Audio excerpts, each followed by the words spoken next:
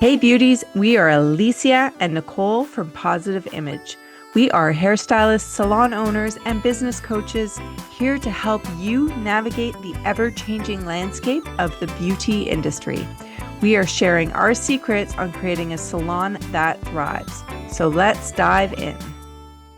Today, we're going to talk about year-end planning, goal setting, which I like to take a year in review and think about what actually happened throughout the year. Because by the time you get to the end of the year, you're just exhausted and you're not really consciously thinking about all the different things that did happen throughout the year, what worked and what didn't work. So taking the time to sit down and what happened in January, what happened in February, yada, yada, yada. It can just give you a closer, clearer view of what was working and what didn't work, or maybe what you just kind of plowed through and kept working really hard and completely forgot about that it impacted your business this way because you were just head down working so hard that you forgot about this thing that actually happened. And it also helps you figure out what you want to keep doing, what you might want to change, and what you might want to implement for the next year. And then we can start to sit down and see how we can bring those things in. I guess my question for you is, do you write this down? Do you have Mhm. it in a journal or digital or something like that? And then, because, or if you do write it down, do you go back and see what you wanted to do versus what you did accomplish? Oh, hmm. You know what? That's a good point. I don't know if I've added in the what I wanted to do versus what I accomplished. That's a good part to add to it. I should do that. I'm gonna add that to the list. Yeah, no, that's a great. I do write it down. I don't always write it down as it happens. Sometimes it's a little bit more of I have a quiet moment, so I reflect and write it down. I do think it's good to write it down through the year versus waiting until everything until the end of the year. Hmm. Just kind of like a meeting notes to yourself if it's just you or if you're in a partnership. Just jotting down a few quick things of what you wanted to do, but I think that's a good point to write down what your actual goals were and what you achieved and what you didn't achieve and why you think that you didn't achieve those goals. It just gives a good perspective as to how you are where you are at the end of the year. And also, as I think about perspective and I think about how hard we are on ourselves, maybe also give you a reason to be a bit easier on yourself. One of my coaches, and I can't remember if we talked about this in one of our other year end, but one of my coaches she would do this every Friday, but then at the end of the year, she would do this as a big year thing. She would get you to write out on a piece of paper with two columns. One was your wins, and one was like your came closes or something that you're feeling a bit more negative around, Hmm. and write everything out that happened either for the week, the month, the year, whatever it was. And then you look at like the side that you weren't super happy, and you want to take that and you want to change the perspective of that. Let's just say that you had three people leave you this year and you're putting that in like your losses column. But how can you look at that and look at that as a win? That you have really gotten clear about who you want to be working for you in the salon. They weren't a good fit, and so they naturally were able to weed themselves out. So really, you could Mm. take that loss as losing three people and turn it into a win because now you're getting clear. So it's a bit of a mindset shift in the way of it can really help. So you can look back and go, oh man, 2025 was just like the worst year I've ever had, rather than saying like, man, I killed it this year and I'm going to kill it even better next year because look at all the amazing things that I've been able to accomplish. And then you get motivation and then you almost become the snowball at the top of the hill that you're just like, yeah, 2026 is going to be amazing and I'm going to kill it and it's going to be the best year coming. And so you just build more momentum and more momentum, and that allows you to think bigger and bigger and what the goals that you want to do and what you can accomplish and how you can just take over the world one haircut at a time. I love it. I think that's great. Yeah, like look for the silver lining because I mean, I'll give a real-time example. We had three and a half I'll call it a half, one person went on maternity leave.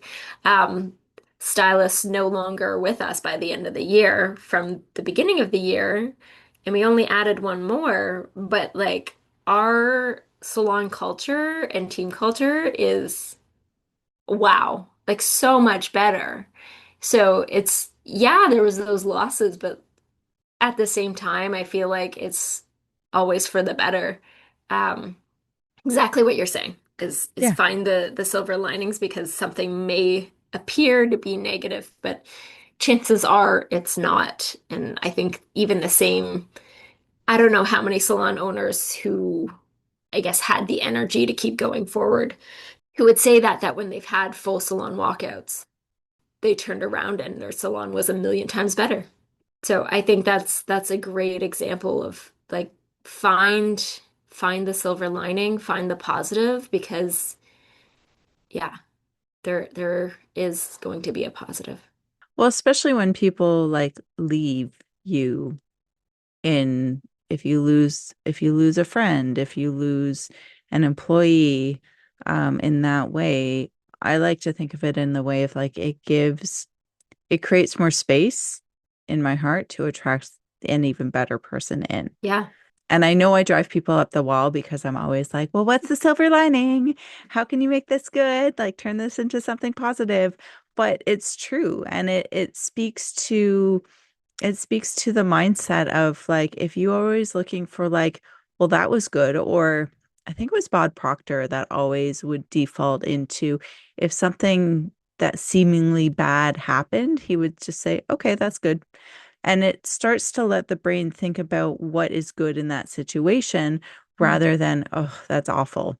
Mm-hmm. I think another thing he did was when somebody says, "Oh, I have bad news for you," he would say, "No, I have news. It's up to the person or me individually to choose whether I'm going to put a bad thing on that news or a good thing on that news. You just have news." That makes me think of when someone wants to break up with someone, or they have something that they need to share with a friend or a partner, and they've decided that this is negative, and so they have all this anxiety and feelings about it. But maybe it isn't actually. Maybe it's exactly what the other person wants, but they also couldn't bring themselves to ask or talk about it. Um, yeah, no, that's great. Yeah, It's news. It's it's they news. get to decide whether it's good or bad. Exactly. Are there specific things that you like to do for your goal setting, year-end planning? Yes, always. But this year I tweaked it a little bit. Um, I I'm really getting into more spiritual level, and really looking at like how nature and the earth kind of comes together. And I feel like fall, like October, November, is a much better place to do my year end or like my kind of how is this year gone. And so it gives me not just one day, it gives me like 2 months to really focus and set on what I want to achieve. And so if you think about this in a nature sort of way, the fall is really when you like if you want tulips to bloom in the spring, you need to plant the bulbs in the fall. And so that's kind of the mindset that I've been taking with all of these things is I want to start planting in October and November what I want to create for the next year because having one day that signifies like my new year, it's great. It's a great party if you're into partying, but it's not like it needs to be more than one day. You really need to take the time and you really need to focus and do the work of like, who am I now? What do I want to become? And where do I want to go? I love doing my journals. I love having my diary that I get to really look at the goals and focus on what I've done, coming up with certain things. But this year, I've really looked at my time and what I want to do for next year a lot earlier. And now I just feel like I just need to start, I've planted the bulbs and now I just need to kind of let them go and do their thing underground. I love that. I wanna share. As we're talking about what people should do, I want to share that. So my year end is the end of September. So I do start thinking about the new year in like July, August. But if I'm honest, I don't usually start to actually effectively implement things until about December, January. And I think it's a good thing for people to realize. A lot of people do feel like the fall is the new year. Um, and especially those of us who need somebody else to be accountable. I think it's a good thing to point out, like, just starting to think about these things and write them out is still Yeah. also okay. And just the simple fact that you're thinking about them and considering them and then slowly getting around to implementing them is also okay. And whether you want to do goal planning December 31st or in the fall, or maybe you're a spring person, like I think there's no right time or right way. And I think this also goes to the, oh, I didn't set plans for my salon this year or for myself personally, and now it's January 31st and it's too late and now I can't do it. What am I going to do now? No, you start then. You Yeah. start when you start. There's no deadline. There's no like has to be done by this date. It's you start implementing and you go from there. Yeah. And you create what the best thing for you. Like the thing about goal setting or setting things for the new year is that there's no pressure. Like it is all on what you want and who and how you want to be moving forward into the next year. It's not about, oh my gosh, everybody else is doing this or everybody else is doing this. I'm running behind on my goals. Well, the mindset around there is not going to create a better future. So it's at a place where you can have clarity, you can relax, and you can really think big about what you want for your future. And one of the best tips that I've heard about trying to goal set is if it doesn't scare you, you are not thinking big enough. Mm. So you need to try and find that goal or find that thing that kind of makes you go, oh crap, really? I'm gonna do that? I Okay. love that. Yeah. I love that. Have you heard BHAG? No. It stands for Big, Hairy, Audacious Goal. Ah, yes. And I think that's exactly what you're saying is you should have a goal so big that it's unachievable. There was another thing that I was listening to, and it was talking about like the people that they coach to set their goal at 1 million instead of 500 got close to 1 million and surpassed 500,000. But if you set your goal at 500,000, I mean, hopefully you still make it, but like you're more likely to get close to 500,000 versus surpassing it. Hmm. So your goals should always be unattainable in the sense of they're so wild, they're so scary, they're so out there that you have no idea how you're going to get there. Hmm. But you're on it and you're working towards it. So that way you have, the sky's the limit, not a ceiling. Yeah. I think the other part of that too is you really, really, really need to figure out your why. Like if your goal is $1 million in whatever form that comes in, and your why is just because I want to see $1 million in my bank account, maybe it's not a strong enough why. But if your why is because I want to retire my parents, your why is I want to be able to buy my own house, you want that pride, the you are going to achieve that goal a lot quicker because your why is so passionate and that's going to keep you going. So really focus on why is this important to you? And if it's just a fluffy why, dig deep, like dig really deep. And the stronger the why, the stronger you're going to get to that goal. And if you're trying to set a monetary goal, then you also have to set something that doesn't scare you too much because if not even doesn't scare, it has to be realistic. Like if I'm sitting here and I'm setting a goal, if I want to earn $1 billion next year and I don't believe it, then it's not going to happen. But I can believe I can earn $1 million next year, but $1 billion, that might be a far fetch. So really check in with yourself is my goal, is it achievable? Yes. Is it realistic? Do I feel uncomfortable? If I were to earn $1 billion, would I feel comfortable? I don't know.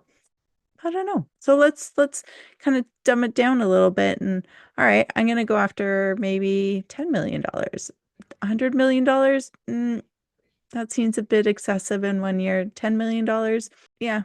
We'll see what my body says about that. 1 million? Yeah, I could do 1 million. So really kind of like looking in at yourself, and don't feel like you have to use millions either.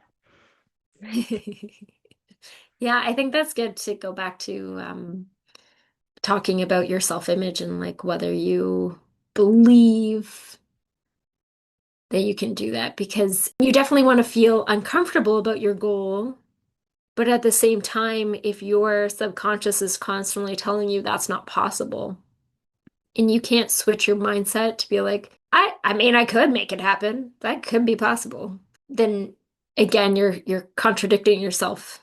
So it that there is a fine line of uncomfortable and audacious that you yourself still needs to believe it. And so even if that maybe it is so big that you don't believe it at first, you have to be taking those steps every day to get yourself to a spot where you can believe it if you want to keep that really high, audacious goal. Exactly. And I think the last thing is write it down. Like make sure you write your goal down and have it on a piece of paper.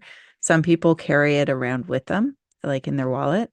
And try and set a time limit to that goal too. So like by this day, I want to be, and then if I'm trying to earn 1 million or $10 million, what does a person what does a person who earns $10 million, how do they how do they walk? How do they feel? How do they talk?